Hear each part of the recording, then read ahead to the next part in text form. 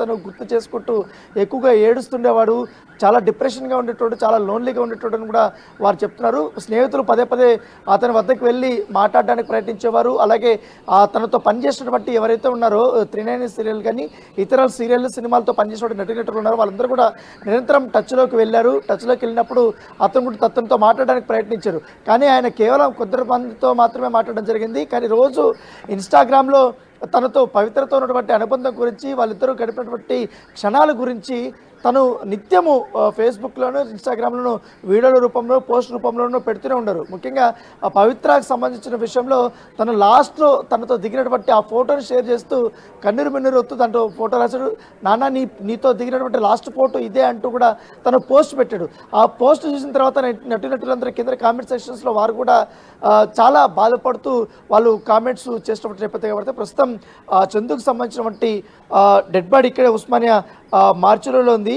మరోపక్క చందుకు సంబంధించినటువంటి ఎవరైతే భార్య ఉందో శిల్ప, తను కూడా మాట్లాడింది, శ్రావణి కూడా మాట్లాడింది, వాళ్ళ చెల్లెలు. తర్వాత చందుకు సంబంధించినటువంటి రిలేషన్ ఎలా స్టార్ట్ అయిందని కూడా తను పంచుకున్నటువంటి నేపథ్యం కాబట్టి చందుతో దాదాపు 4 ఏళ్ల క్రితం నుంచి దూరంగా ఉన్నామనేసి కూడా ఆమె చెప్పింది.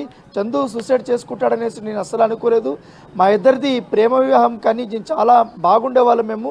ఎప్పుడైతే పవిత్ర ఎంటర్ అయిందో అప్పటి నుంచి కూడా మా మధ్య గ్యాప్ స్టార్ట్ అయిందంటూ కూడా ఆమె తను రోధిస్తూ మాట్లాడింది. దాంతోపాటు మేము దూరంగా ఉన్నప్పటికీ పిల్లలతో అతను ఎప్పుడు కూడా టచ్లో ఉండేవాడు అంటూ కూడా చెప్తున్నాడు. దాంతో చందు మారుతాడనేసి కూడా మేము భావించాం, కానీ అలా జరగలేదు. స్కూల్ డేస్ వయసు నుంచినే మేము ప్రేమించుకున్నాం. నా వెంబడ దాదాపు 3 సంవత్సరాల పాటు పట్టాడు. నేను ఒప్పుకున్న తర్వాత 12 ఏళ్ళు ఇద్దరు ప్రేమించుకున్నామంటూ కూడా ఆమె గతం గురించి నెమరు వేసుకుంది. పెద్దలు ఒప్పించుకునే వివాహం చేసుకున్నాం. 2015లో మా వివాహం అయింది. నిన్న ఉదయం కాల్ చేసి కూడా మాట్లాడాను, ఇంటికి వచ్చేయాలని కూడా కోరాను. కానీ అంతలోనే తను ఇలా సూసైడ్ చేసుకుంటాడనేసి కూడా మేము భావించలేదంటూ కూడా తను కన్నీరు మిన్నీరుగా ఏడుస్తూ తను చెప్పినటువంటి నేపథ్యం అయితే కనపడుతుంది. మరోపక్క పవిత్ర జయరాంకు సంబంధించినట్టు తను చనిపోయిన తర్వాత ఆ రోజు ఏదైతే బెంగళూరు నుంచి మహబూబ్ నగర్కి వారు వస్తున్నప్పుడు యాక్సిడెంట్ అయినప్పుడు చందుకు బాగా గాయాలై, ముఖ్యంగా చెయ్యికి, హ్యాండ్కి ఫ్రాక్చర్ అయింది. తర్వాత